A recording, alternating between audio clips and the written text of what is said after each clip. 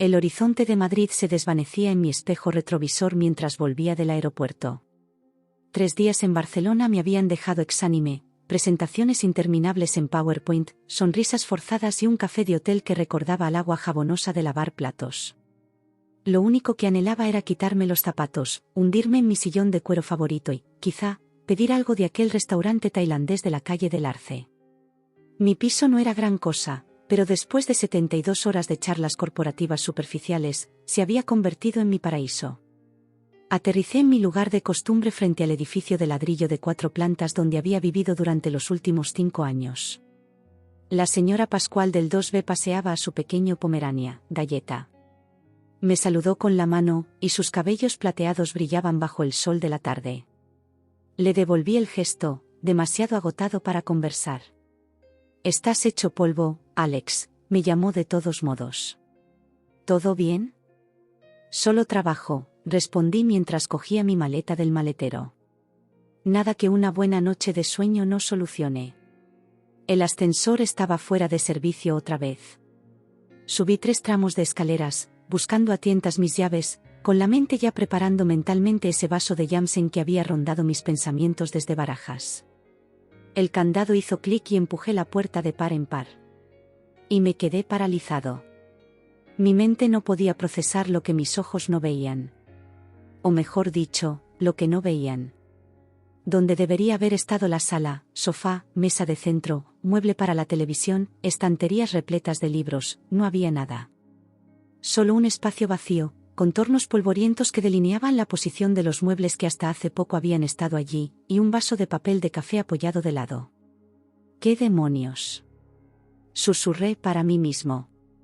Dejé caer mi bolso y recorrí el piso como un autómata. El comedor, vacío. La cocina, todos los electrodomésticos principales seguían, pero los armarios estaban abiertos de par en par, y la vajilla de porcelana de mi abuela había desaparecido. El dormitorio, sin colchón, el armario desierto salvo por unos pocos ganchos metálicos que se mecían suavemente con la corriente. ¿Un robo? ¿Pero quién se llevaría un colchón y dejaría un televisor de 65 pulgadas? La televisión seguía colgada en la pared, un desconcertante descuido por parte de ladrones lo suficientemente meticulosos como para llevarse mi colección de vinilos vintage, pero dejando intactos sus estantes. Con las manos temblorosas agarré el móvil, dispuesto a marcar el 112, cuando algo me detuvo. Había un patrón en lo que faltaba. Mis cosas. Solo mis cosas. Jessica. Mi novia de 3 años, que se había mudado conmigo el verano pasado. Sus libros habían desaparecido de las estanterías, pero las mismas estanterías, que ella había escogido en IKEA, permanecían. Los cojines decorativos que insistió en comprar se habían esfumado, pero el aparador para plantas que encontró en un mercadillo seguía en la esquina, aunque sin mi planta serpiente. Me dejé caer al suelo, apoyado contra la pared, tratando de entenderlo. ¿Se habría mudado mientras yo estaba fuera? ¿Pero por qué llevarse mis pertenencias y dejar las suyas? ¿Y por qué no llamar, enviar un mensaje, dejar alguna nota, algo que explicara lo que parecía el robo más personal del mundo? Mi respiración se aceleró al asimilar las implicaciones. Marqué su número. Directo al buzón de voz.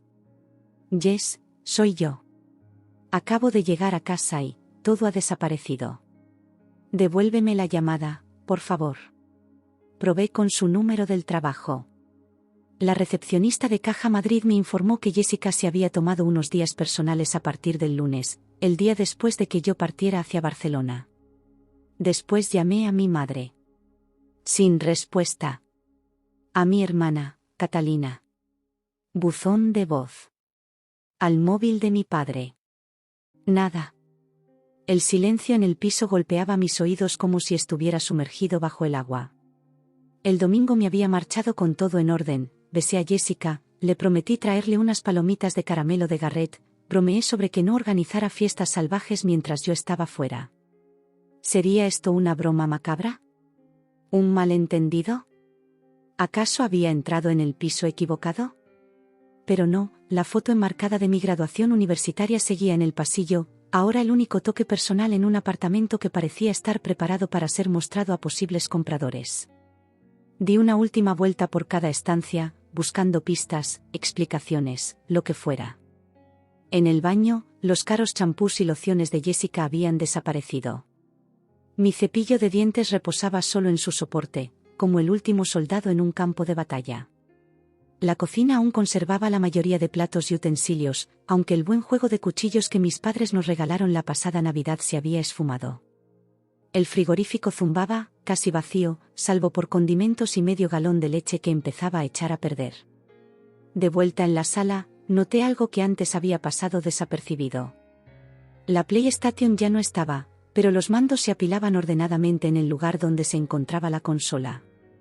Todo lo personal había sido despojado, dejando tras de sí un esqueleto de objetos comunes que creaba la inquietante sensación de encontrarse en el decorado vacío de mi antigua vida.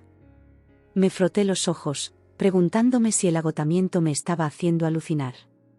Los suelos desnudos parecían estirarse y contraerse ante mi vista. Mi teléfono vibró contra mi palma, y casi lo dejo caer al apresurarme a contestar. Pero no era Jessica ni mi familia. Solo una notificación. Un nuevo correo electrónico. Casi lo ignoró, pero un instinto me obligó a mirar. El asunto decía simplemente, sobre la casa. Remitente, William Bennett. Mi padre. El suelo pareció tambalearse bajo mí al tocar la pantalla para abrir el mensaje. El correo se cargó con una lentitud casi insoportable. Me deslicé por la pared hasta quedar sentado en el frío suelo de madera, mirando la pantalla, con el pulgar suspendido como si pudiera posponer lo que fuera que estaba a punto de revelarse. Alex, tu hermana, mamá y yo nos vamos al Caribe. Me llevé todos tus ahorros. Hemos encontrado un pequeño sitio en Santa Lucía. Es hora de vivir la vida que siempre soñamos. No intentes contactarnos por un tiempo. Papá, 5 oraciones. 63 palabras en total. La traición de toda una vida concentrada en unas pocas líneas. Lo leí de nuevo, seguro de que debía haberlo malinterpretado. Y una tercera vez. Las palabras no cambiaban, pero su significado parecía transformarse con cada lectura, volviéndose más reales y, a la vez, más inverosímiles. Afuera, el claxon de un coche retumbó. Alguien gritó. La vida normal continuaba mientras la mía se desmoronaba en letras negras sobre una pantalla blanca. ¿Por qué se irían al Caribe?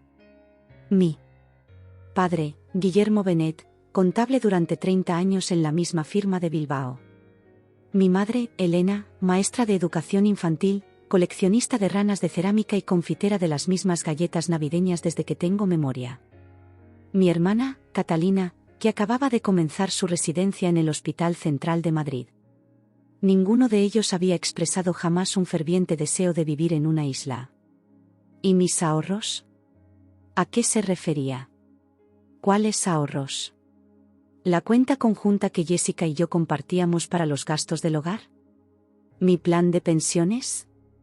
¿El fondo de emergencia que guardaba en una cuenta online separada? Abrí la app bancaria con dedos temblorosos, mientras el sudor frío empezaba a recorrer mi frente. La cuenta conjunta parecía normal, la última transacción había sido el depósito automático de mi nómina hace 3 días. Cambié a mi cuenta personal. Saldo, 742,19 €. Todo parecía en orden. No era de los que mantienen grandes cantidades de efectivo a mano.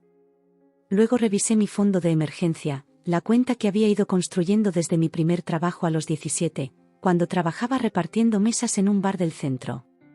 La cuenta que cuidé durante la universidad, incluso cuando eso significaba sobrevivir a base de fideos instantáneos. La cuenta que recientemente había alcanzado una meta de la que me sentía orgulloso en silencio. Saldo, 0 €. Última transacción, transferencia a cuenta externa, hace 4 días. 50.000 €, desaparecidos. Un sonido brotó de mi garganta, una mezcla entre risa y sollozo. Observé el historial de transacciones, como si al mirarlo intensamente pudiera hacer que el dinero reapareciera. Pero la cruda verdad era ineludible, 50.000 €, esfumados con apenas unos cuantos clics. ¿Cómo había accedido a ello? La cuenta estaba solo a mi nombre. Entonces recordé, hace años, cuando la abrí, añadí a mi padre como usuario autorizado. Por si acaso, me dijo. Si algo te pasaba, alguien tendría que encargarse de tus asuntos. Nunca lo eliminé, nunca pensé que lo necesitaría. Después de todo, era mi padre. Jessica. Tenía que hablar con Jessica. Esto no podía ocurrir en aislamiento. Debía saber algo, lo del mobiliario desaparecido, la repentina aventura caribeña de mi familia, todo tenía que estar conectado. La volví a llamar. Directo al buzón de voz, otra vez. Esta vez no dejé mensaje. Piensa, Alex, murmuré para mí, apretando las palmas contra mis ojos hasta ver destellos. ¿Cuándo fue la última vez que hablé con mis padres? El domingo por la mañana, antes de mi vuelo. Mamá me llamó para recordarme que llevara mi medicación para la alergia para Barcelona. Nada fuera de lo común. Papá estaba viendo un partido de fútbol de fondo en la televisión. Catalina me envió un mensaje más tarde ese día preguntando si podía coger mis cosas para acampar el próximo mes. ¿Habrá habido señales que pasé por alto? ¿Pistas de que mi familia planeaba huir con mis ahorros? Parecía imposible, y sin embargo, las evidencias estaban por todas partes en forma de ausencias, muebles perdidos, dinero desaparecido, explicaciones que faltaban. Abrí mi galería de fotos y repasé reuniones familiares recientes. Una barbacoa del 1 de mayo en casa de mis padres en Las Rozas. Papá a la parrilla, mamá preparando su famosa ensalada de patata, Catalina discutiendo con su novio, Raúl, por algo trivial. Todo parecía perfectamente normal. O tal vez no. Examiné las imágenes en busca de pistas. ¿Habrá evitado papá aparecer en las fotos? ¿La sonrisa de mamá parecía forzada? ¿El constante revisar del móvil de Catalina resultaba sospechoso, en retrospectiva? Una nueva notificación de correo se deslizó desde la parte superior de la pantalla. Por un instante, pensé que sería de mi padre otra vez. Pero era de Jessica. Lamento que hayas tenido que enterarte así. Creí que te lo dirían antes de que llegaras a casa. Me mudé temporalmente con Raúl hasta encontrar mi propio sitio. Tu familia me pidió que les ayudara a trasladar unas cosas. No sabía qué planeaban hacer con tu dinero, te lo juro. Lo siento tanto, Alex. No sabía cómo decirte que había sido infeliz durante meses. Esto no es como quería que terminaran las cosas. Lo leí 3 veces, intentando encajar las piezas. Jessica me estaba dejando. Mi familia había, ¿qué, exactamente? ¿La habían contratado para limpiar mis pertenencias antes de huir con mi dinero? ¿Y ella había aceptado? La sala giraba a mi alrededor cuando una nueva revelación me golpeó. El hermano de Jessica era Raúl. Raúl salía con mi hermana Catalina. Ese mismo Raúl y Catalina que, según contaban, habían estado discutiendo en el 1 de mayo. ¿Acaso discutían sobre este plan? ¿Habían conspirado todos en mi contra? Intenté recordar si Jessica había actuado de forma extraña antes de que me fuera. Desayunamos juntos el domingo por la mañana. Me besó en la puerta, diciéndome que podía reorganizar la sala mientras yo estaba fuera, para sorprenderme. Me reí y le recordé que no moviera la televisión por culpa de los soportes de montaje. La televisión, aún colgada en la pared, observaba desde arriba una sala vacía. Tecleé una respuesta a Jessica, la borré, lo intenté de nuevo. Finalmente, ¿dónde están mis cosas? ¿Qué está pasando con mi familia? Por favor, llámame. La envié y de inmediato añadí, necesito entender lo que ocurre. El silencio en el piso se hacía cada vez más opresivo. Me levanté y empecé a caminar, dando 5 pasos en una dirección, girando, otros 5 pasos de regreso. Los límites de la sala vacía marcaban mi errática trayectoria. Llamé de nuevo a mi padre, a mi madre, a mi hermana. Nada. Abrí Google Maps, buscando Santa Lucía. Una pequeña nación insular en el Caribe oriental.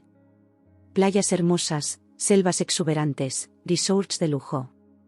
Hice zoom, como si pudiera, de algún modo, ver a mi familia en Street View, cargando mis muebles y mis ahorros, construyendo su nueva vida a partir de los restos de la mía. Mi teléfono sonó, sacudiéndome del aturdimiento. Número desconocido. «Hola», pregunté, con la voz quebrada. «Alex, ¿me escuchas? Soy Raúl. El novio de mi hermana. El hermano de Jessica. El aparente nexo de la conspiración que había trastocado mi vida. ¿Dónde está todo el mundo?», exigí. «¿Qué demonios está pasando?». Su pausa duró un poco más de lo normal. «Creo que deberías revisar tus cuentas de inversión». Sus palabras me golpearon como un cubo de agua helada. Mis cuentas de inversión. Ni siquiera había pensado en revisarlas hasta ese momento. «¿Qué sabes de mis inversiones?», pregunté, bajando la voz a un tono amenazador. «Solo revísalas, Alex», replicó Raúl, con una calma irritantemente serena. «Me quedaré en la línea». Accedí a mi app de Fidelity, con una sensación de terror creciendo en el pecho. La pantalla de inicio parecía burlarse de mí, el logo azul corporativo había adquirido un aire siniestro. Ingresé mis credenciales con manos temblorosas, cometiendo errores 2 veces antes de acertar. La cuenta se cargó. Mi 401k de la empresa aparecía normal, aportaciones regulares, fluctuaciones habituales del mercado. Nada inusual. Desplacé la vista hacia mi Rotira. También intacta. La tranquilidad empezó a filtrarse, hasta que llegué a mi cuenta de corretaje. La cuenta en la que había ido acumulando posiciones en unas pocas acciones cuidadosamente estudiadas. La misma que representaba mi primer intento serio de hacer crecer mi patrimonio más allá de una simple cuenta de ahorros. Saldo actual, 647,32 €. Saldo del mes pasado, 142.893,76 €. «No», susurré. «No, no, no». «¿Lo ves?», preguntó Raúl. «¿Qué pasó con mi cuenta de corretaje?». Mi voz sonaba extraña, tensa y aguda. «Tu padre liquidó casi todo la semana pasada», explicó Raúl. «Transfirió la mayor parte a otra parte, dejando justo lo mínimo para mantener la cuenta activa». La habitación se tambaleaba a mi alrededor. Otros 140.000 € perdidos. Sumado a mi fondo de emergencia, casi 200.000 € habían desaparecido. «¿Cómo lo supiste?», logré preguntar. Raúl suspiró. «Catalina me lo dijo. Mira, se supone que no debía llamarte. Todos creen que estás involucrado». «¿Involucrado en qué?», grité casi. «¿Qué está pasando?». «La estafa, Alex. El esquema de inversión. Tu padre ha estado diciendo a todos que tú y él habían ideado esta increíble oportunidad en el Caribe. Algún tipo de proyecto de resort. Ha estado recaudando inversiones de casi la mitad de las personas que conoces». Mis piernas cedieron y me derrumbé en el suelo otra vez. «Eso es una locura. Yo no sé nada de ningún esquema de inversión». «Sí, me imaginé lo mismo cuando Catalina mencionó que tu padre también limpió tus cuentas. Eso no tenía sentido si eran socios». Mi mente corría, intentando encajar esta nueva información en algo coherente. ¿Ha estado tomando dinero de la gente? ¿Usando mi nombre? Según tengo entendido, lleva meses tramando esto. Diciendo a la gente que descubriste esta oportunidad en un viaje de negocios, que iban juntos pero necesitaban capital adicional. Mostró prospectos, planes, retornos proyectados, todo el paquete. «Pero nada de eso existe», protesté. «Nunca he pisado el Caribe en mi vida». «Pues ya está allí». Él, mamá y Catalina partieron el lunes. Catalina me dijo que se reunirían contigo allí más tarde esta semana, tras tu viaje de negocios. Cuando le comenté que me parecía extraño, se puso a la defensiva. Fue entonces cuando empecé a armar las piezas del rompecabezas. La traición era tan profunda que la sentía físicamente, como una cuchilla entre las costillas. Mi padre no solo había robado mi dinero, sino que había usado mi nombre y reputación para defraudar a otros. Y mi madre y mi hermana habían aceptado coludirse. ¿A quién le robaron?, pregunté, con voz vacía. Raúl dudó. Por lo que sé, a mucha gente, Alex. A los clientes de tu padre en la firma de contabilidad. A amigos de la iglesia de tus padres. A tu tío David. Los padres de Jessica invirtieron 50.000 euros. Los padres de Jessica. Todas las piezas encajaron de golpe. Por eso se fue ella. Exacto, confirmó Raúl. Cuando sus padres le dijeron que habían invertido en tu proyecto caribeño, supo que algo andaba mal. Intentó contactarte, pero no logró comunicarse. Estuve en reuniones todo el lunes, dije, aturdido. Tenía el móvil apagado. Para cuando se dio cuenta de lo que pasaba, tu padre ya la había convencido de que tú estabas involucrado, que le habías estado mintiendo durante meses. Se sintió bastante dolida. ¿Entonces me ayudó a vaciar mi piso? La traición dolía aún más. No exactamente. Tu padre le dijo que habías pedido que tus cosas se guardaran en trastero mientras renovaban el apartamento, parte de vender todo antes de irse al Caribe. Ella pensó que te estaba ayudando. Cerré los ojos, recordando el correo de Jessica. Había dicho que tu familia le había pedido ayuda para mover unas cosas. Afirmó que no sabía nada sobre el dinero. ¿Había dicho la verdad? ¿Dónde están mis cosas ahora?, pregunté. En un trastero en Las Rozas. Tu padre lo alquiló la semana pasada. Al menos eso era algo. Mis pertenencias no se habían esfumado, solo reubicado. Pero mi dinero, esa era otra historia. ¿Cuánto se llevaron en total? ¿De todos? Raúl guardó silencio unos segundos. Por lo que sé, cerca de 2 millones. La cifra era asombrosa. Mi padre, el meticuloso contable que me había regañado desde los 16 por no ahorrar al menos un 20% de cada nómina, había orquestado un fraude de 2 millones, usando mi nombre. Tengo que ir a la policía, dije. Por eso te llamo, respondió Raúl. Mucha gente está dolida y furiosa, Alex. Algunos creen que aún estás involucrado, escondido por ahí. El padre de Jessica ya presentó denuncia. Tu jefe en Mergetech me llamó preguntando por ti cuando no apareciste en el trabajo hoy. Al parecer, tu padre le dijo también que habías renunciado para gestionar tu inversión caribeña. Casi me ahogo. ¿Perdí el trabajo hoy? ¿Qué hora es? Quité el teléfono del oído para comprobarlo. Eran las 4:30. Mi vuelo había aterrizado al mediodía. Se suponía que debía estar en la oficina a las 2. Tengo que llamar a mi jefe, dije. Tengo que avisar a todos. Debes adelantarte a esto, interrumpió Raúl. La gente te busca, y no de manera amistosa. Un frío temor se instaló en mi estómago. ¿Qué quieres decir? Quiero decir que el padre de Jessica no es el único que ha ido a la policía. Y hay quienes piensan en hacerse justicia por su cuenta si te encuentran. Pero yo no hice nada. Protesté. Te creo, dijo Raúl. Pero debes convencer a los demás. Y rápido. Respiré hondo, tratando de recomponerme. Vale. Iré a la comisaría. Presentaré denuncia. Mostraré mis cuentas para probar que soy también víctima. Buena idea, asintió Raúl. Puedo acompañarte si quieres. Vacilé. ¿Podría confiar en él? Después de todo, él salía con mi, aparentemente, delincuente hermana. Pero fue él quien me llamó para advertirme. Y ahora, era la única persona dispuesta a ayudarme. Gracias, dije finalmente. Eso estaría bien. Una cosa más, añadió Raúl. Revisa tu informe de crédito. Si tu padre tuvo acceso a tus cuentas.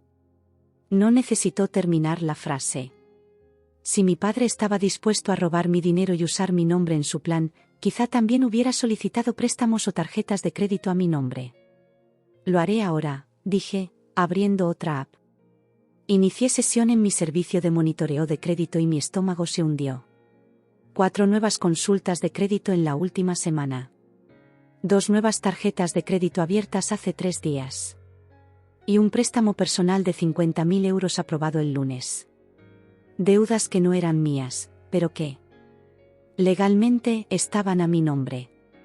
Deudas que, sumadas al robo de mis cuentas, habían aniquilado años de ahorros y de inversiones cuidadosas en un abrir y cerrar de ojos. La realidad de mi situación se desplomó de golpe. Mi familia me había traicionado, robado mi dinero, destruido mi historial crediticio, mancillado mi reputación y desaparecido. Mi novia me había dejado. Mi casa estaba vacía. Mi trabajo estaba en entredicho. Y personas, posiblemente peligrosas, me buscaban, convencidas de que yo les había robado. En el transcurso de 4 días, mientras daba presentaciones en salas de conferencias de hoteles en Barcelona, toda mi vida se había desmoronado sistemáticamente. Observé el piso vacío con nuevos ojos. No solo desolado, sino completamente despoblado. Una hoja en blanco. El punto de partida de todo. Raúl, dije, mi voz más firme de lo que esperaba, nos vemos en la comisaría en 30 minutos. Al terminar la llamada, noté que mis manos habían dejado de temblar. El shock inicial se disipaba, reemplazado por algo más duro y frío. Me habían quitado mi dinero, 190.000 euros y contando, según lo que había descubierto. Me habían endeudado. Habían usado mi nombre para defraudar a amigos y familiares. Pero no se habían llevado todo. Aún tenía mi coche. Mi móvil. Mi portátil. Mi educación y mis habilidades. Y ahora, algo más. Un propósito. Me reconstruiré desde cero. Recuperaré mi buen nombre. Y luego, encontraré a mi familia. La comisaría bullía de actividad bajo la luz fluorescente. Oficiales se movían entre los mostradores, los teléfonos sonaban, y en algún lugar cercano, un hombre discutía acaloradamente por una multa de estacionamiento. Me senté en una silla de plástico duro, con un vaso de café de mala calidad enfriándose entre mis manos, mientras la detective Márquez revisaba mi declaración por tercera vez. ¿Entonces nunca supiste del esquema de inversión?, preguntó, con ojos oscuros que me analizaban con escepticismo profesional. Nada, respondí. Nunca he pisado Santa Lucía. Asintió, tomando nota. ¿Y no autorizaste a tu padre a acceder a tus cuentas o a abrir tarjetas a tu nombre? Lo añadí como usuario autorizado en mi fondo de emergencia hace años, pero solo eso. Todo lo demás, las tarjetas, el préstamo, la liquidación de la cuenta de corretaje, se hizo sin mi conocimiento ni consentimiento. Raúl se sentó a mi lado, corroborando de vez en cuando. Su presencia ayudaba a sustentar mi historia, aportando una perspectiva externa que confirmaba que había sido tomado por sorpresa. Necesitaremos declaraciones de tus instituciones financieras, dijo la detective Márquez. Y revisaremos las solicitudes de crédito. El robo de identidad es un cargo grave, incluso entre familiares. Robo de identidad. La frase hacía que todo sonara tan clínico, tan impersonal. No era algún hacker anónimo que hubiese obtenido mi número de la Seguridad Social en una filtración de datos. Era mi padre. El hombre que me enseñó a montar en bicicleta en la cuadra de la calle del Álamo. Que me ayudó con mis deberes de matemáticas. Que firmó como aval en el contrato de mi primer piso a los 19. Mientras la detective Márquez seguía detallando los pasos a seguir, mi mente vagaba entre recuerdos, buscando señales de advertencia que quizás había ignorado. El pasado día del trabajador resurgía. Papá cortando el pavó, mamá preocupada de que el relleno no estuviera demasiado seco. Catalina mostrando su nuevo coche, un BMW que parecía excesivo para alguien con un salario modesto. Recuerdo vagamente haberme preguntado cómo podía permitírselo, pero lo descarté. Quizá había conseguido una buena oferta. Quizá tenía unos ahorros desconocidos para mí. ¿Habría comenzado la planificación ya entonces? ¿Acaso ya estaban apartando dinero, haciendo contactos, preparando el terreno para su escapada caribeña? La Navidad también había transcurrido con normalidad. Las mismas tradiciones que habíamos observado durante décadas, galletas de azúcar siguiendo la receta de la abuela de mamá, esa antigua estrella que nunca se asentaba bien en el árbol, la queja anual de papá sobre las luces enredadas. Intercambiamos regalos. Mi padre se mostró genuinamente complacido con el portafolios de cuero que le había comprado. Perfecto para las reuniones con clientes, había dicho. Reuniones de clientes en las que reclutaba inversores para un fraude. Usando mi nombre. ¿Señor Bennet? La voz de la detective Márquez me devolvió al presente. ¿Escuchaste lo que dije? Perdón, balbuceé.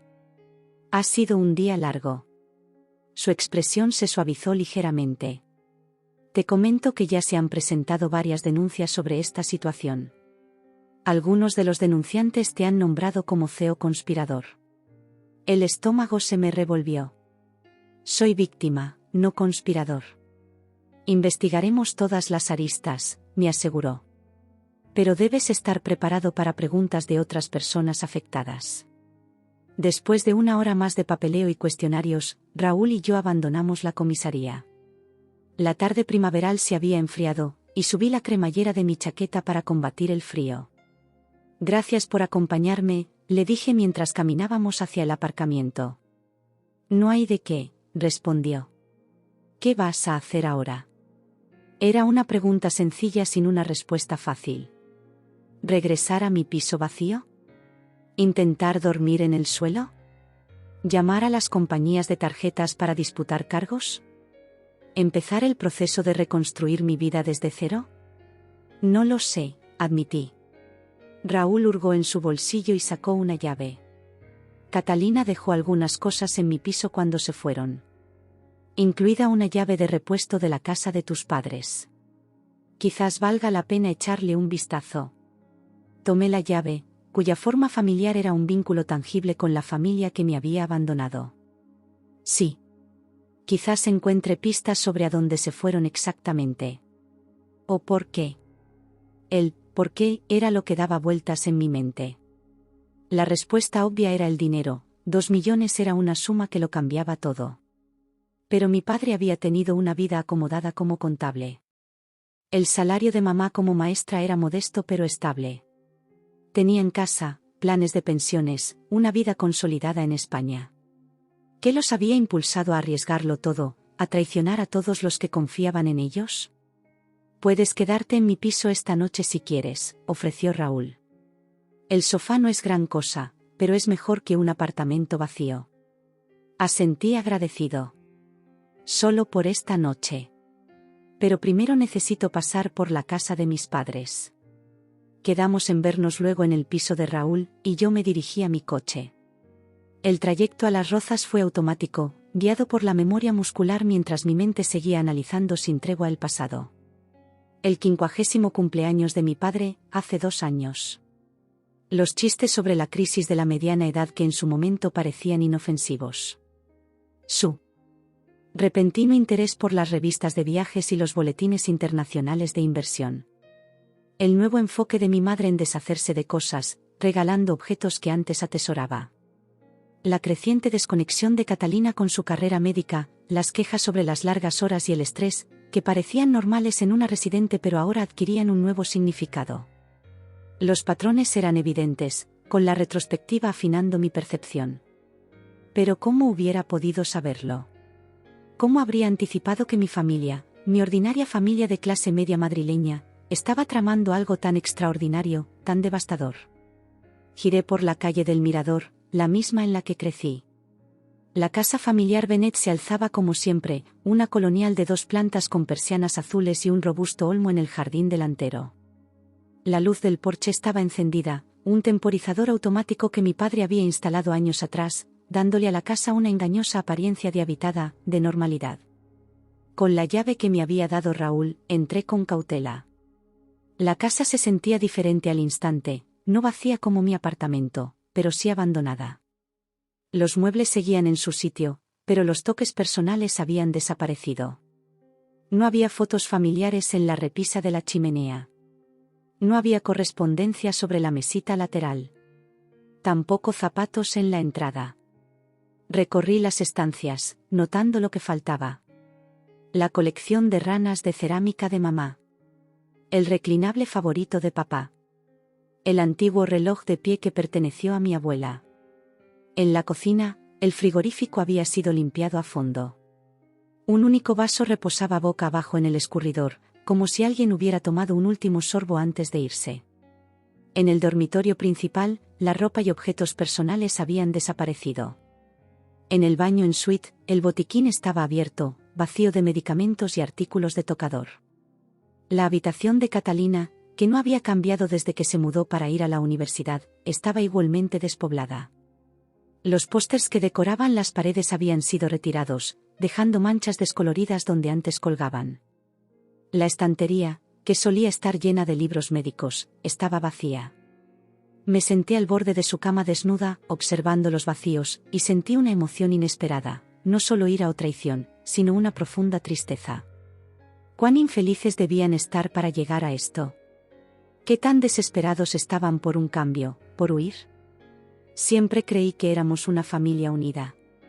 No perfecta, ¿qué familia lo es?, pero conectada. Llamaba a casa cada semana, compartíamos celebraciones y cumpleaños, hablábamos de éxitos y fracasos. ¿Había sido todo tan superficial? ¿Acaso había pasado por alto sus verdaderos descontentos? En el despacho de papá, la mayoría de los archivadores estaban vacíos. Su escritorio desprovisto de papeles, la computadora había desaparecido. Pero en el tablón de corcho, donde solía estar su escritorio, quedaba un único chincheta sujetando un pequeño papel. Me acerqué para examinarlo. Era un recibo de Geraisen Self-Storage, fechado hace una semana. La misma empresa de trasteros en Las Rozas donde Raúl había mencionado que estaban guardadas mis pertenencias. Guardé el recibo en el bolsillo, encontrando un extraño consuelo al tener un próximo paso concreto. Podría ir al trastero y reclamar mis cosas. Algo tangible en medio del caos. Mientras me disponía a marcharme, miré una última vez la casa en la que crecí. Las paredes que habían sido testigo de cumpleaños, festividades, discusiones, reconciliaciones, cenas ordinarias y hitos extraordinarios. El hogar que me formó, para bien o para mal. Cualquiera que fuera la razón que llevó a mi familia a actuar de manera tan desesperada, ya no podía cambiarlo. No podía reescribir el pasado ni deshacer el daño. Lo único que podía hacer era avanzar, paso a paso, reconstruyéndome a partir de las ruinas que habían dejado. Cerré la puerta principal, guardé la llave y me alejé, con el peso de los recuerdos y los remordimientos siguiéndome como una sombra mientras caía el crepúsculo sobre el vecindario. El piso de Raúl era un apartamento de un dormitorio en Chamberí, escasamente amueblado pero limpio. Me ofreció una cerveza, que acepté con gratitud, y nos sentamos en un silencio incómodo durante unos minutos, el peso de la situación imposibilitando cualquier conversación trivial. ¿Encontraste algo en la casa de tus padres?, preguntó finalmente. Le mostré el recibo del trastero. No mucho, pero al menos sé dónde están mis cosas. Asintió, jugueteando con la etiqueta de su botella de cerveza. ¿Cuál es tu plan para mañana? Primero el trastero, decidí. Luego, ir a la oficina para explicarle todo a mi jefe. Después, debo contactar a todas las agencias de crédito, poner alertas de fraude y disputar las nuevas cuentas abiertas.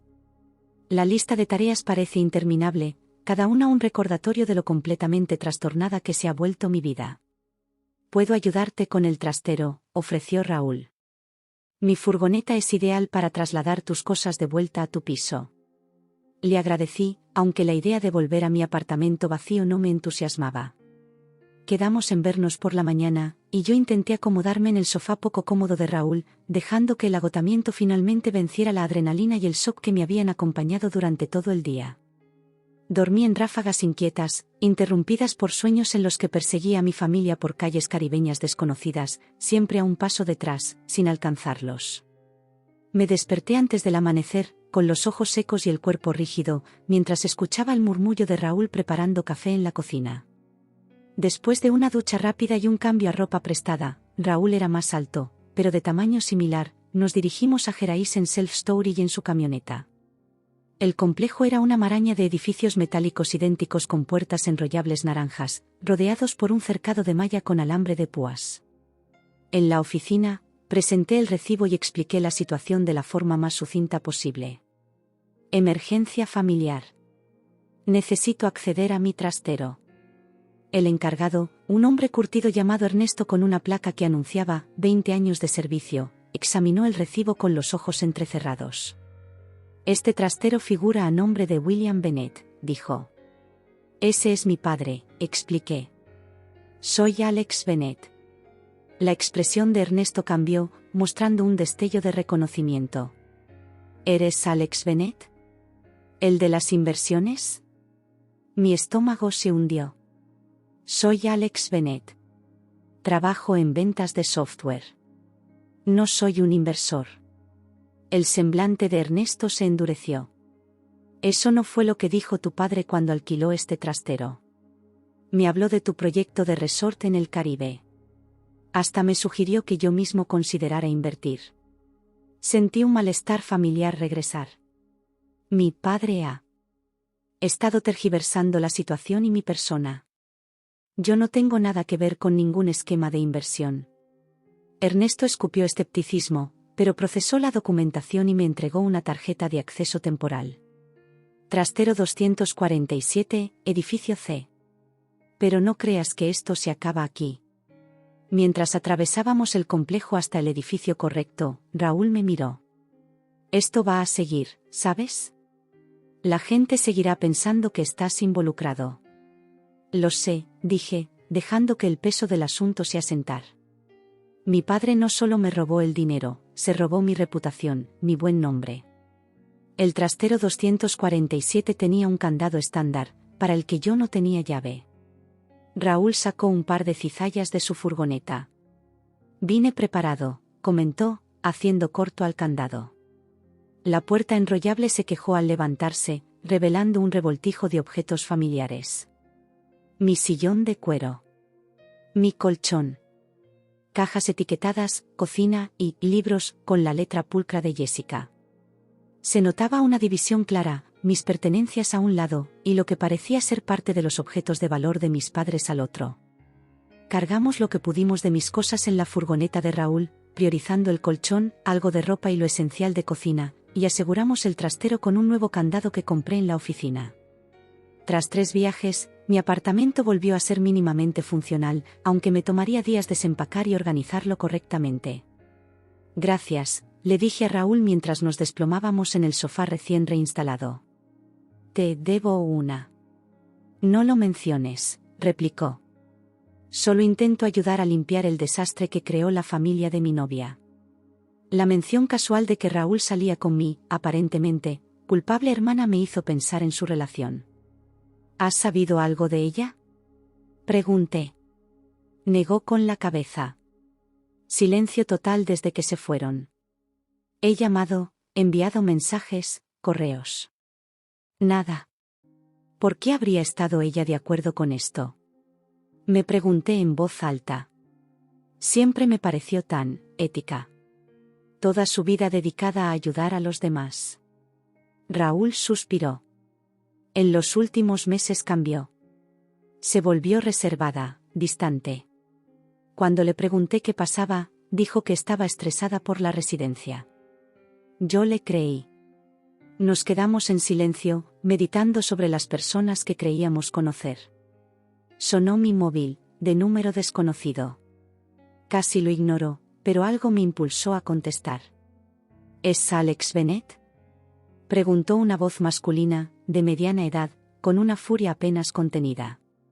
Sí, respondí con cautela. Soy Daniel Mercer. Tú y tu padre os llevasteis mis ahorros para la jubilación. El corazón se me encogió.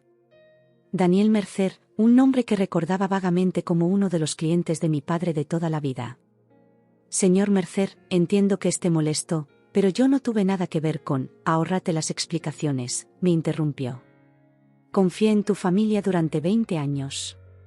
Bill me hizo la declaración de la renta, gestionó mis inversiones. Cuando vino con esta oportunidad, diciendo que tú y él habíais descubierto algo especial, le creí. Señor Mercer, por favor, 300.000 euros, prosiguió, elevando la voz. Las facturas médicas de mi esposa consumieron casi todos nuestros ahorros el año pasado. Eso era todo lo que nos quedaba. Y vosotros os lo llevasteis. La cifra me dejó atónito. 300.000, mucho más de lo que jamás hubiera imaginado que alguien individualmente hubiera invertido. Yo no tomé nada, dije, luchando por mantener la calma. Mi padre también me robó a mí. Casi 200.000 euros, además de maxear tarjetas de crédito a mi nombre. Soy una víctima, igual que usted. Mentiras, escupió Mercer.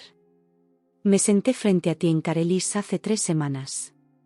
Tú mismo me explicaste las proyecciones. Me mostraste los planes del resort. El hielo recorrió mis venas. Eso no fui yo, señor Mercer. Hace meses que no visito Carelis. Nunca participé en ninguna reunión de inversiones. ¿Me esperas que crea que alguien se hizo pasar por ti? Su incredulidad era palpable. Sí, respondí. Porque eso fue lo que pasó. Mi padre o alguien que contrató se hizo pasar por mí. La risa amarga de Mercer no tenía humor. ¿De verdad esperas que crea que tu padre contrató a un doble para hacerse pasar por su propio hijo? No sé qué decirte, dije, con creciente frustración. Pero estuve en Madrid hace 3 semanas. Puedo probarlo, con registros de trabajo, recibos de tarjeta, testigos. Quienquiera que hayas visto, no era yo. Hubo una larga pausa. Sé cómo luces, Alex. Conozco a tu familia desde hace 20 años. Te he visto en las fiestas de Navidad, en eventos benéficos. El hombre de Carelis, eras tú. Una sospecha horrible comenzó a formarse. ¿Cómo era esa persona? Específicamente. Como tú, dijo Mercer con impaciencia. Alto, atlético, cabello oscuro, y esa pequeña cicatriz junto al ceño derecho. Inconscientemente, llevé mi mano a la cicatriz, un recuerdo de la infancia por haberme caído de la bicicleta. Pero no era mi único rasgo distintivo. ¿Tenía tatuaje? En el antebrazo izquierdo, con un diseño de brújula. Otra pausa. Ningún tatuaje que yo haya notado. Yo lo tengo, señor Mercer. Lo tengo desde hace 3 años. Si te encontraste con alguien que decía ser yo y no lo tenía, entonces no eras tú con quien te reuniste. El silencio que siguió estaba cargado de recálculos. Revisa tus fotos, sugerí. Si tomaste alguna durante esa reunión, mira el brazo izquierdo de la persona. O pregúntale a alguien más que se haya reunido conmigo si notaron algún tatuaje. Quiero creerte, finalmente dijo Mercer, con una mezcla de enojo y resignación. Dios me ayude, quiero creer que no fui engañado por un chico a quien vi crecer. Voy a presentar cargos, le informé. Robo de identidad, fraude, todo. La policía ya tiene mi declaración. También he perdido todo, señor Mercer. Mis ahorros, mi crédito, mi reputación. Y mi familia. Después de colgar, Raúl me miró con incertidumbre. Otro afectado, expliqué. Cree haberse reunido conmigo en Carelis. Pero no fuiste tú. No. Pero fue alguien que se parecía a mí. Alguien que sabía suficientes detalles para ser convincente. La expresión de Raúl se oscureció. ¿Crees? Asentí, mientras las piezas finalmente encajaban. Mi primo Miguel. El hijo del hermano de mi padre. Nos confunden desde niños. Mismo estatura, complexión similar, esa maldita semejanza familiar de la que todo el mundo habla. ¿Haría eso? ¿Hacerse pasar por ti? Pensé en Miguel, desempleado desde hace 1 año, siempre buscando dinero fácil, la decepción perpetua de la familia. ¿Por una tajada de 2 millones? Sin dudarlo. Sonó el móvil de nuevo. Otro número desconocido. Luego empezaron a llegar mensajes de texto, uno tras otro. La noticia se extendía. Los afectados estaban localizándome. ¿Qué vas a hacer?, preguntó Raúl. Respiré hondo. Voy a afrontar todo. Hablaré con todos los que perdieron dinero. Les mostraré mi tatuaje si es necesario. Probaré que no estuve en esas reuniones. Presentaré todas las denuncias posibles. Contactaré a la Interpol, ya que esto cruza fronteras. Y luego iré a Santa Lucía para encontrar a mi familia. Las siguientes 2 semanas transcurrieron en un torbellino de declaraciones policiales, disputas de crédito y conversaciones cada vez más difíciles. Mi jefe en Mergetech se mostró sorprendentemente comprensivo tras escuchar mi relato, incluso ofreciéndome un permiso retribuido para ordenar todo. Las crisis familiares nos pasan a todos, dijo, aunque dudaba que sus crisis incluyeran esquemas de fraude internacional. Me reuní con víctima tras víctima. Cada encuentro era un recordatorio doloroso de cómo mi padre había utilizado mi identidad y los vínculos familiares para su beneficio. Algunos, como Daniel Mercer, llegaron a creer en mi inocencia tras ver mi tatuaje y verificar sus registros. Otros se mantenían convencidos de mi implicación, considerando mi condición de víctima como una nueva fachada de engaño. La investigación de la Interpol se amplió, sumándose cargos de fraude electrónico y lavado de dinero a la creciente lista contra mi padre, mi madre y ahora mi primo Miguel, cuya participación confirmé a través de fotos en redes sociales que lo mostraban en Madrid en fechas coincidentes con reuniones con inversores. El papel de mi hermana Catalina seguía siendo un enigma. ¿Había participado voluntariamente? ¿Fue cómplice a regañadientes? ¿O fue otra víctima manipulada por nuestros padres? Su silencio no ofrecía respuestas. Sentado en mi apartamento, parcialmente amueblado de nuevo, con una libreta llena de notas y listas de tareas, sonó mi móvil con una llamada de la detective Márquez. Hemos localizado parte del dinero, dijo sin rodeos. Cerca de 800.000 euros están en un banco en Santa Lucía. Estamos colaborando con las autoridades locales, pero los crímenes financieros internacionales llevan su tiempo. Además, hay una propiedad, una pequeña villa comprada hace 6 meses a través de una entidad corporativa que hemos vinculado a tu padre. 6 meses. La cronología me dejó atónito. Mientras yo cenaba los domingos con mis padres, hablando de temas triviales como el jardín de mamá o el partido de golf de papá, ellos estaban comprando propiedades en el Caribe. ¿Y ahora qué pasa?, pregunté. Seguimos construyendo el caso. EU tiene un tratado de extradición con Santa Lucía, pero primero tenemos que localizar a tu familia. Las autoridades insulares cooperan, pero no cuentan con mucha fuerza policial. ¿Y si tu familia se ha trasladado a otra isla sin acuerdos de extradición? No necesitó terminar la frase. Podrían desaparecer entre el archipiélago caribeño, viviendo de dinero robado mientras sus víctimas trataban de reconstruir finanzas destrozadas y una confianza quebrantada. Después de colgar, volví a mi libreta y añadí, renovar pasaporte, a mi lista. El mío estaba vencido, no lo había necesitado para viajes de trabajo, que siempre habían sido nacionales. Si iba a ir a Santa Lucía, debía renovarlo. Un golpe en la puerta interrumpió mi planificación. Al abrir, encontré a Jessica parada en el pasillo, con gesto vacilante. ¿Puedo pasar?, me aparté en silencio. Ella entró, observando la restauración parcial del apartamento, mis muebles de vuelta, pero muchas estanterías aún vacías, paredes sin arte ni fotos. «Te has puesto a trabajar», observó. «Tenía que ser así», respondí, manteniendo un tono neutral. «Tu hermano ayudó». Asintió. «Raúl me lo dijo. También me contó todo lo de tu familia, el fraude, lo de tu primo haciéndose pasar por ti». ¿Y ahora crees que no estuve involucrado?». Se encogió de hombros con un gesto de dolor. «Debí haberte confiado desde el principio». «Lo siento, Alex. Tus padres también perdieron dinero», reconocí. «Entiendo por qué estabas enfadada». «Eso no es excusa», dijo, sentándose en el borde del sofá, nuestro sofá, que elegimos juntos en una tienda de muebles en Aurora. «Debería haberte llamado, a hablar contigo directamente. En lugar de eso, dejé que tu padre me convenciera de que tú estabas involucrado». El recuerdo del lado vacío de su armario, de sus libros y plantas desaparecidos, aún dolía.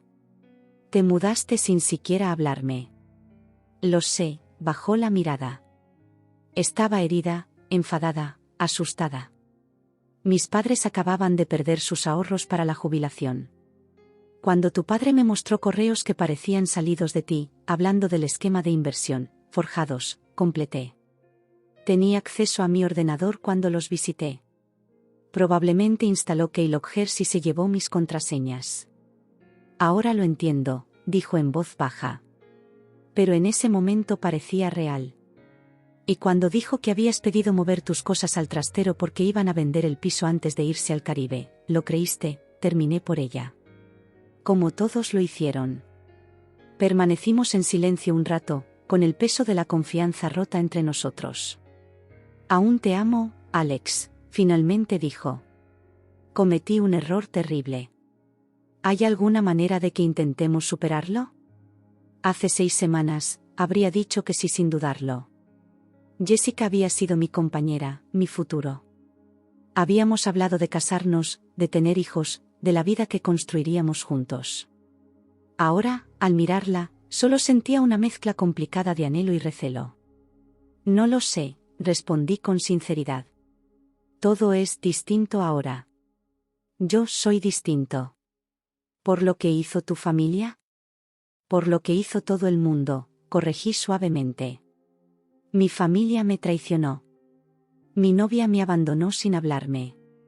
Gente que conozco desde siempre piensa que soy un timador.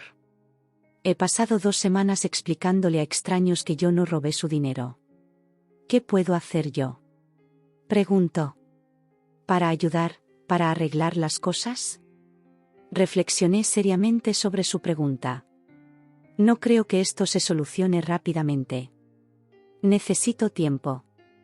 Espacio para descubrir quién soy ahora que todo lo que creía saber ha cambiado. Asintió, con los ojos brillando de lágrimas contenidas. Lo entiendo. Pero, por favor, no me cierres completamente la puerta. No lo haré, prometí. Pero voy a ir a Santa Lucía.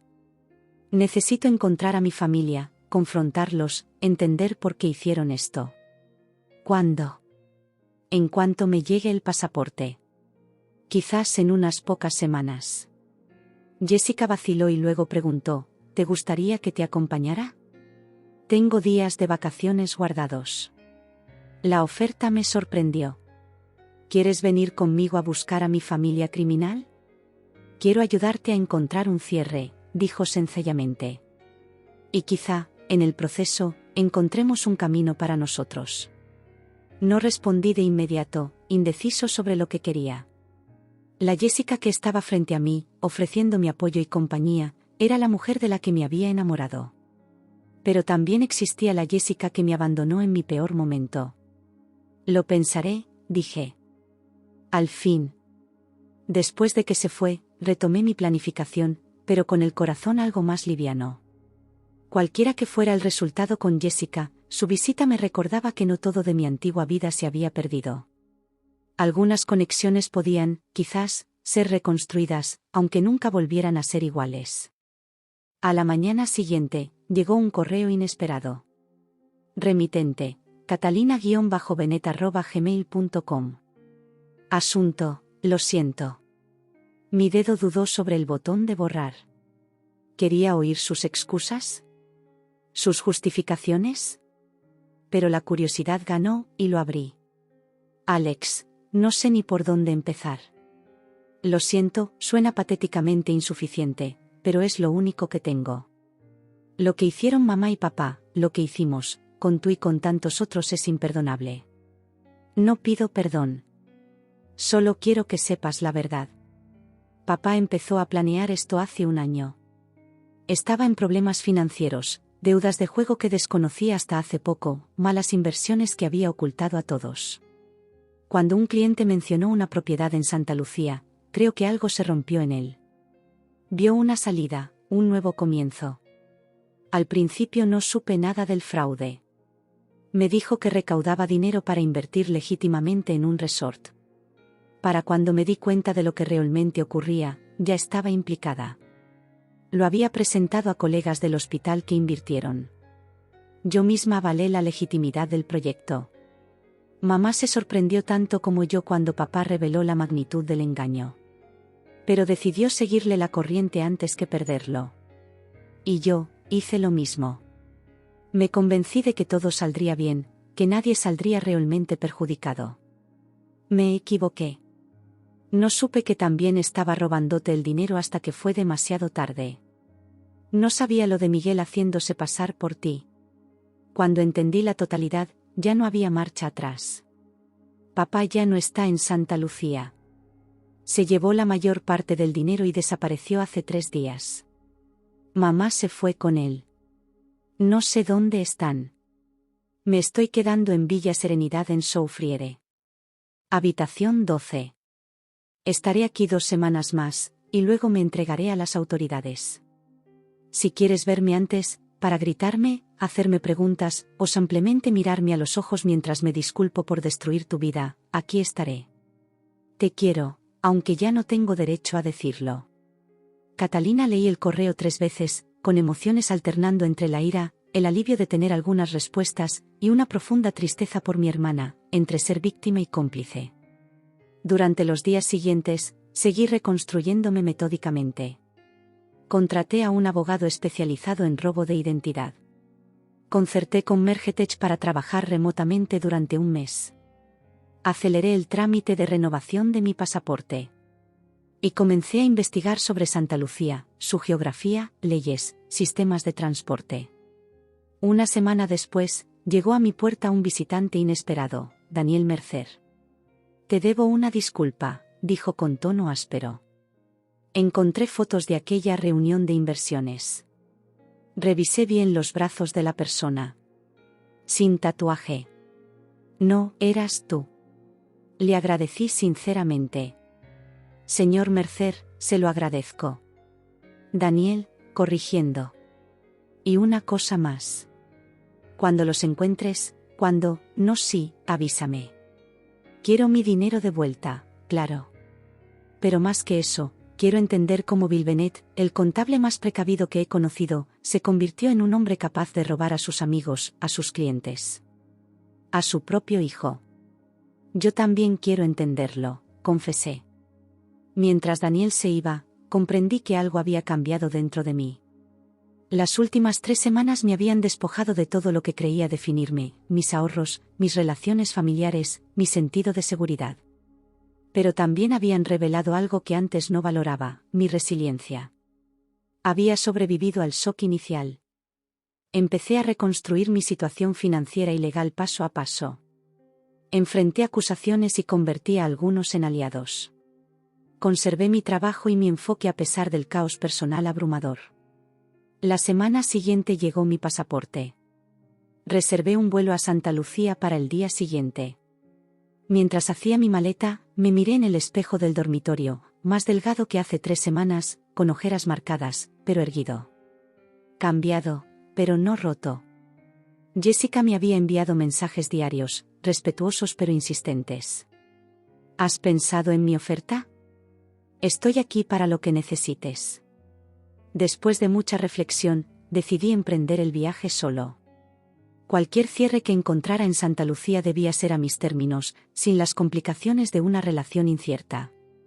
Raúl me llevó al aeropuerto, mientras la luz matutina teñía de oro suave el horizonte de Madrid. ¿Estás seguro de esto?, preguntó mientras aparcábamos. No, admití.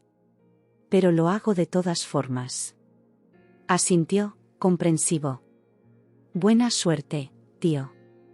Llama si necesitas algo. Dentro de la terminal, con mi tarjeta de embarque en mano, observé por la ventana cómo los aviones despegaban y aterrizaban.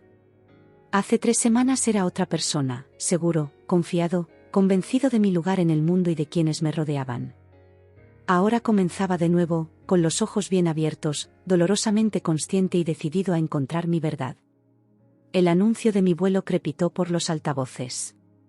Mientras me unía a la fila de embarque, mi teléfono vibró con un mensaje de un número internacional desconocido. Ya no se quedan en la villa. Han encontrado una nueva pista. Nos veremos en el aeropuerto. Catalina. Aún en Santa Lucía, aún ofreciendo ayuda a pesar de su implicación. ¿Era remordimiento genuino? ¿Otra trampa? No lo sabría hasta llegar. Lo que sí tenía claro era que este viaje no se trataba solo de confrontar a mi familia o recuperar el dinero robado. Se trataba de reclamar mi identidad, no la que me habían arrebatado y mal utilizado, sino ese yo profundo que permanece cuando se despoja lo superficial. Mientras el avión despegaba, llevándome hacia la incertidumbre y verdades difíciles, sentí una extraña sensación de libertad. Los cimientos de mi antigua vida habían sido destruidos, sí. Pero de esa destrucción surgía la oportunidad de construir algo nuevo, algo más fuerte, algo verdaderamente mío. Sea lo que fuere que me esperara en Santa Lucía, reconciliación, confrontación o una compleja mezcla de ambas, estaba listo para enfrentarlo. No como una víctima en busca de venganza, sino como un hombre en busca de entendimiento y la oportunidad de recomenzar. La siguiente mañana se presentó con un correo inesperado. Remitente, catalina-benet@gmail.com. Asunto, lo siento. Mi dedo vaciló sobre el botón de eliminar. ¿Quería escuchar sus excusas? ¿Sus justificaciones? Pero la curiosidad ganó, y lo abrí. Alex, no sé por dónde empezar. Lo siento, suena patéticamente insuficiente, pero es lo único que tengo. Lo que hicieron mamá y papá, lo que hicimos, contigo y con tantos otros es imperdonable. No pido perdón. Solo quiero que sepas la verdad. Papá empezó a planear esto hace un año. Estaba en serios problemas financieros, deudas de juego que desconocía hasta hace poco, malas inversiones que ocultó a todos. Cuando un cliente mencionó una propiedad en Santa Lucía, creo que algo se rompió en él. Vio una salida, un nuevo comienzo. Al principio, no supe nada del fraude. Me dijo que estaba recaudando dinero legítimamente para un resort. Cuando comprendí la verdadera magnitud, ya estaba implicada. Lo había presentado a colegas del hospital para que invirtieran. Yo misma avalé la legitimidad del proyecto. Mamá se sorprendió tanto como yo cuando papá reveló hasta dónde llegaba el engaño. Pero decidió seguirle la corriente en lugar de perderlo. Y yo, hice lo mismo. Me convencí de que todo saldría bien, que nadie se vería realmente perjudicado. Me equivoqué. No supe que también estaba robándote a ti hasta que fue demasiado tarde. No supe nada de que Miguel se hacía pasar por ti. Cuando comprendí la magnitud total, ya no hubo vuelta atrás. Papá ya no está en Santa Lucía. Se llevó la mayor parte del dinero y desapareció hace 3 días. Mamá se fue con él. No sé dónde están. Me estoy quedando en Villa Serenidad en Soufriere, habitación 12. Estaré aquí 2 semanas más y luego me entregaré a las autoridades. Si quieres verme antes, para gritarme, hacerme preguntas o simplemente mirarme a los ojos mientras me disculpo por destruir tu vida, aquí estaré. Te quiero, aunque ya no tengo derecho a decirlo. Catalina leí ese correo 3 veces, con una mezcla de ira, alivio por tener algunas respuestas y una profunda tristeza por mi hermana, atrapada entre ser víctima y cómplice. En los días siguientes, seguí mi reconstrucción metódica. Contraté a un abogado especializado en robo de identidad. Acordé con Mergetex trabajar de forma remota durante un mes. Aceleré la renovación de mi pasaporte. Y empecé a investigar sobre Santa Lucía, su geografía, sus leyes, su sistema de transporte. Una semana después, otro visitante inesperado apareció en mi puerta, Daniel Mercer. Te debo una disculpa, dijo en tono áspero. Encontré fotos de esa reunión de inversiones. Revisé minuciosamente los brazos del tipo. Sin tatuaje. No, eras tú. Le agradecí sinceramente. Señor Mercer, se lo agradezco. Daniel, corrigiéndome. Y una cosa más. Cuando los encuentres, no sí, avísame. Quiero mi dinero de vuelta, claro. Pero más que eso, quiero entender cómo Bill Bennett, el contable más prudente que he conocido, se transformó en un hombre capaz de robar a sus amigos, a sus clientes. A su propio hijo. Yo también quiero entenderlo, admití. Mientras Daniel se marchaba, comprendí que algo había cambiado en mí. Las últimas 3 semanas me habían despojado de todo lo que creía definía, mis ahorros, mis lazos familiares, mi sentido de seguridad. Pero también me habían revelado algo que antes no valoraba, mi resiliencia. Había sobrevivido al impacto inicial. Empecé a reconstruir mi situación financiera y legal paso a paso. Enfrenté acusaciones y convertí a algunos en aliados. Conservé mi trabajo y mi enfoque a pesar del caos personal que me inundaba. La semana siguiente, mi pasaporte llegó. Reservé un vuelo a Santa Lucía para el día siguiente. Mientras hacía mi maleta, me miré en el espejo del dormitorio, más delgado que hace 3 semanas, con ojeras marcadas, pero erguido. Cambiado, pero no roto. Jessica me había estado enviando mensajes diarios, respetuosos pero persistentes. ¿Has pensado en mi oferta? Estoy aquí para lo que necesites. Después de mucha reflexión, decidí emprender este viaje solo. Cualquier cierre que encontrara en Santa Lucía debía ser en mis propios términos, sin las complicaciones de una relación incierta. Raúl me llevó al aeropuerto, mientras la luz matinal teñía de suave oro el horizonte de Madrid. ¿Estás seguro de esto?, preguntó mientras aparcábamos. No, admití. Pero lo hago de todas formas. Asintió, comprensivo. Buena suerte, tío. Llama si necesitas algo. Dentro de la terminal, con mi tarjeta de embarque en mano, observé por la ventana cómo los aviones despegaban y aterrizaban. Hace 3 semanas era otra persona, seguro, confiado, convencido de mi lugar en el mundo y de las personas que me rodeaban. Ahora comenzaba de nuevo, con los ojos bien abiertos, dolorosamente consciente y decidido a encontrar mi propia verdad. El anuncio de mi vuelo resonó por los altavoces. Mientras me unía a la fila, mi teléfono vibró con un mensaje de un número internacional desconocido. Ya no se quedan en la villa. Han encontrado una nueva pista. Nos vemos en el aeropuerto. K. Catalina. Aún en Santa Lucía, aún ofreciendo ayuda a pesar de su complicidad. ¿Era un remordimiento genuino? ¿Otra trampa? No lo sabría hasta llegar. Lo que sí sabía era que este viaje no se trataba solo de confrontar a mi familia o recuperar el dinero perdido. Se trataba de reclamar mi identidad, no la que me habían robado y mal utilizado, sino ese yo profundo que perdura cuando se despoja lo superficial. Mientras el avión despegaba, llevándome hacia la incertidumbre y duras verdades, sentí una extraña sensación de libertad. Los cimientos de mi antigua vida habían sido destruidos, sí. Pero de esa destrucción surgía la oportunidad de construir algo nuevo, algo más fuerte, algo verdaderamente mío. Sea lo que me esperara en Santa Lucía, reconciliación, confrontación o una compleja mezcla de ambas, estaba listo para enfrentarlo. No como una víctima en busca de venganza, sino como un hombre en busca de entendimiento y la posibilidad de recomenzar.